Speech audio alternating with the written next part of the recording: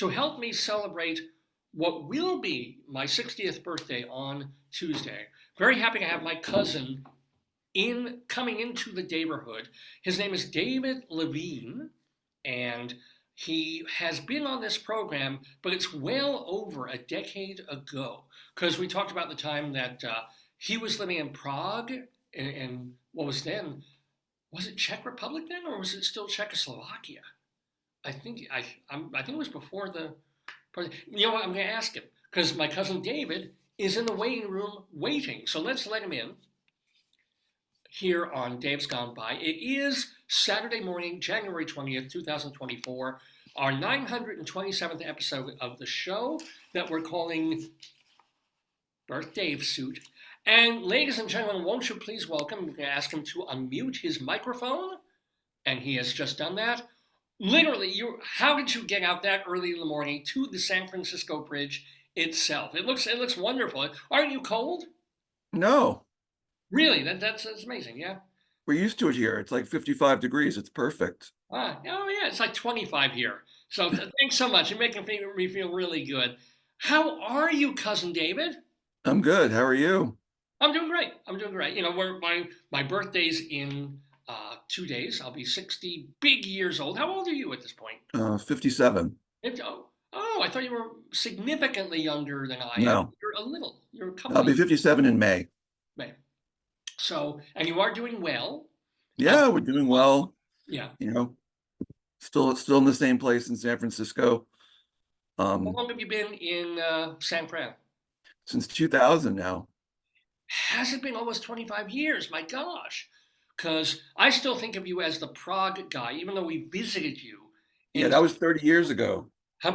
So remind me, what were you doing in Praha? I don't even Well, recall. Yeah. my wife and I finished graduate school in 1992, and we we looked for jobs in Washington where we were, and nothing really came through. So we went to Prague for the summer to teach English, but it was just so interesting, and we liked it.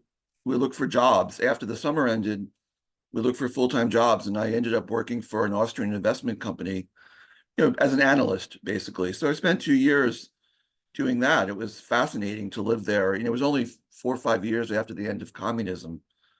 Right. So Yeah. Yeah. it I was mean, I was out fascinating. there in the late '80s. I think it was when I saw you, or maybe it was the early. No. I saw you in like 93 or 92, you came. Yeah. Repeatedly. So and you lived in there. How long did you end up staying in? We were there for about 2 years. Oh, I thought it was so much longer. I thought No, you were there for years and years and years. So what are your best memories of Prague?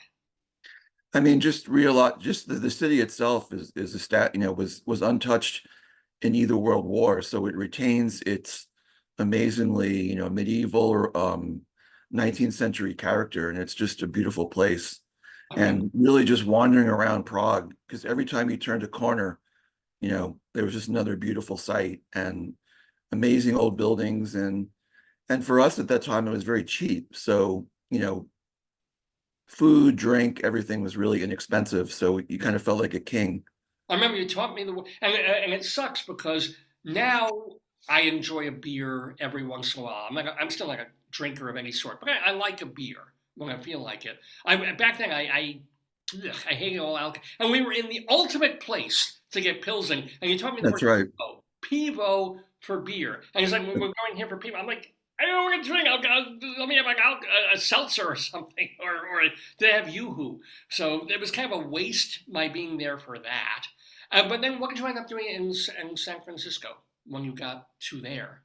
So I was working for a company. I got back to New York in 95. I worked for a company that was acquired by yet another company. And in 2000, when we were acquired, they asked me to move to San Francisco to manage the office. Wait a minute. And So you were in Prague until 2000? no, we were in Prague until 94. I'm So what were sorry. you doing between? What were you doing in We between? went back to New York in 95. Oh, okay, And I worked in New York for 5 years for a company. got it. And then that company was acquired by another company. And at the time that happened, they asked me to move to San Francisco in 2000. So How do that's you how I like? got here. How do you like living in San? Because all we hear east and from the conservative newspapers is that all California is horrible and it's just crime and homeless and everything's gone to shit. True or not true? It's not true. I mean, to generalize like that is not true. There are places that are bad. There is the San Francisco version of Skid Row that is bad, but that's really just like one neighborhood. And a lot of the other neighborhoods are, fine. And you don't, if like where I live, you don't see anything. I mean, I live in the Presidio of San Francisco, which is a national park. It was it was the old military base in the San Francisco Bay Area. It's right next to the Golden Gate Bridge, which is behind me. And Well, you know, wait. Isn't that though? You're not by a window. I mean, that's your screensaver. that's my screen. Yeah, Yeah. yeah. But still, you can. How far are you walking distance, or can you when you walk out your It's door? probably we're very close. We're like 2 miles from the bridge. We can see it from our bedroom. Sweet. That is sweet. So By the way, your bedroom. You have Mary, your lovely wife, and yes, yeah, so have two kids. Alex is 18 and Margaret's going to be 20. 18 and 20. I mean, I Yeah. knew you when you and me when I was, but holy crap! What? How? So are they going to square? What are your kids doing? Yeah, my son's a senior in high school and my daughter is at college. So What is she studying? What's her? Does she have a she major yet? wants to work in the business side of fashion. Oh, all right. Why not? So, and also, please remind me because I'm terrible with this. I had my other cousin. I have several cousins, but my cousin Adam Glass on the show, and he always has to remind me, and I never remember how the hell we're related. So I know you're on my father's side, and it has something to do with Sadie and Sam and Lucy. But help me here. Who Yeah. who are you to me? So Sam, your grandfather, Mhm. and Dora, my grandmother, my father's mother, were siblings. All right, got So it. your father was a first cousin to my father, which makes you and I second cousins. We're second cousins. I did. Yeah. Got it. All right. Cool. So Dora, I never met. I don't think I ever met. Now she passed in 1954. Oh, so you didn't even meet her either. No, What about her husband? How did he? Who was he? he passed in 1971 or so. Or So, no, I'm sorry. He passed in 1969. so you wouldn't. You were too young I to. wouldn't remember now. Got it. Got it. And your parents are. Sheldon and Adele. How are they doing? They're good. They're getting up there. So But they're managing. They're okay. they're I mean, managing for now, but they're kind of at that point where we're going to need to figure something out because they're getting older. They're kind of mobility is an issue. did he break his hip or something a year or two ago, or something happened? Yeah, something like that. He fell. Right. And but hey, they're still God willing, they're still with us. And how often do you get to see them? Because they're out in New York. They're in New York. So I was just there over Christmas, and I usually go back twice a year, sometimes more. When I was working for a corporate company, I used to go every 3 months, Right. but I have my own businesses now, so I don't work for the corporate world. Yeah, I was looking. I was looking for what you were doing at this point, and you make, I think, kitchenware. Yeah, I I mean, sell aprons on Amazon. aprons on I have a Amazon. company that sells aprons on Amazon, and I started about a year and a half ago, and we'll expand into additional kitchen textiles, basically. Yeah. So, what on earth gave you, first of all, that idea? Because I use an apron. I knew you make aprons. I buy an apron from you. I one downstairs that's kind of vinyl-ish, does the job. But what made you choose that? So I worked in the corporate world for over 25 years, and my last corporate experience, I spent 2 years at a company, and the CEO was just a piece of work, and Name I could names. No, no. You I won't name, but it was just got I it. just couldn't take it anymore. And I knew that that job would eventually end. And I just couldn't think of going through the whole application, starting new. So I spent a bunch of time figuring out what I could do entrepreneurially. And, I'm not a tech person, so I'm not going to do a tech startup. It's not my gig. Sure. So I did a lot of research and I found selling on Amazon to be viable. And I got a coach and I built a business. I went from one product to 20 Oh, in about a year. so wait, what else do you sell besides? Do you Just sell? aprons right now. Just aprons right Okay. now. So you But mean 20? eventually I'll expand. Yeah. But when you say 20 different designs of 20 the, different designs of aprons, right? do they? Here's my main thing. Do most of them have pockets? They have Because that's pockets, yeah. they have adjustable neck straps, and they have really nice waist ties. So they're perfect. They get really good reviews. They're very well made. I And probably how much charge longer too can they little for shop? them. I mean, do you have one near you, or can you holler for your kids?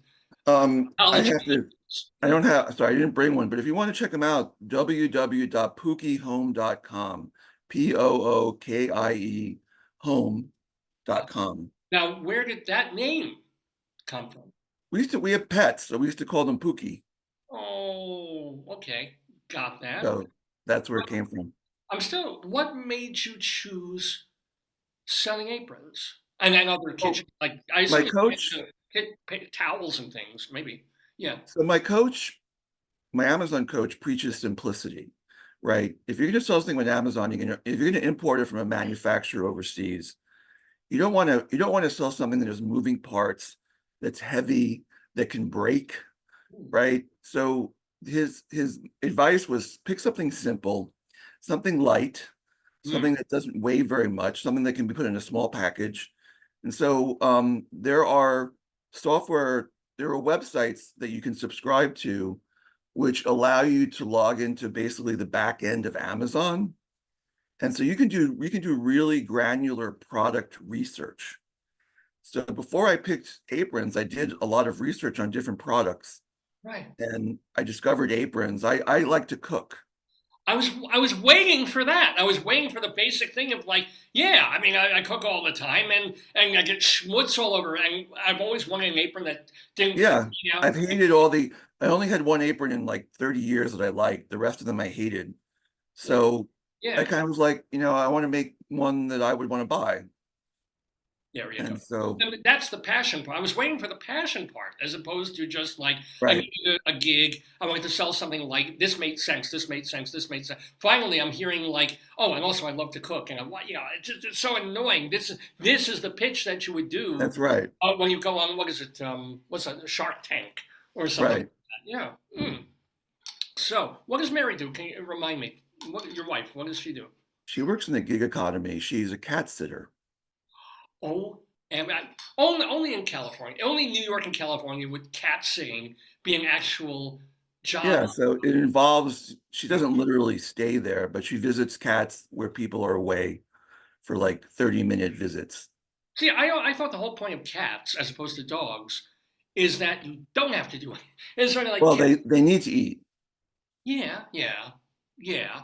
But can't you leave them for like 72 hours with or they just eat everything and vomit and leave you? Yeah, probably. It's not, you can leave them for 2 days. Every other day is fine, but you would not want to leave them more than 2 days because they are dependent, they're not independent. So, And I'm sure she's cheaper and safer than bringing them to a shelter, not, oh to yeah, pets yeah, and leaving them with other animals and things. they don't like to leave their houses. So, I agree. I get that.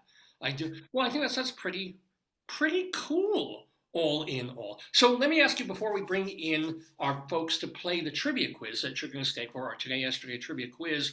What's a memory, not horribly embarrassing, that you have of me from when you were younger? well, my favorite memory is when some of the times I don't remember, what year this was or when, but we went to Passover Seder's with your family. Like, And I remember that you would always crack jokes during the reading of the Haggadah. And I remember it just cracked me up because in my, Seder experience, people weren't cracking jokes. And oh, yeah. To me, so I thought that like, was hilarious. I just thought you were hilarious for the jokes. thank you, man. I mean, for me, it was like breathing. It was like water, and sometimes I would crack jokes that were inappropriate or piss people off, but it went with the territory. And look what I've become. I can Right. with a podcast You're talking to a successful entrepreneur and someone who was in the business world for 25 years. So I think we know which works better for a life, being serious or being the idiot. But Well, it's what you like. there you go. And I like having my cousin David Levine with us in the neighborhood.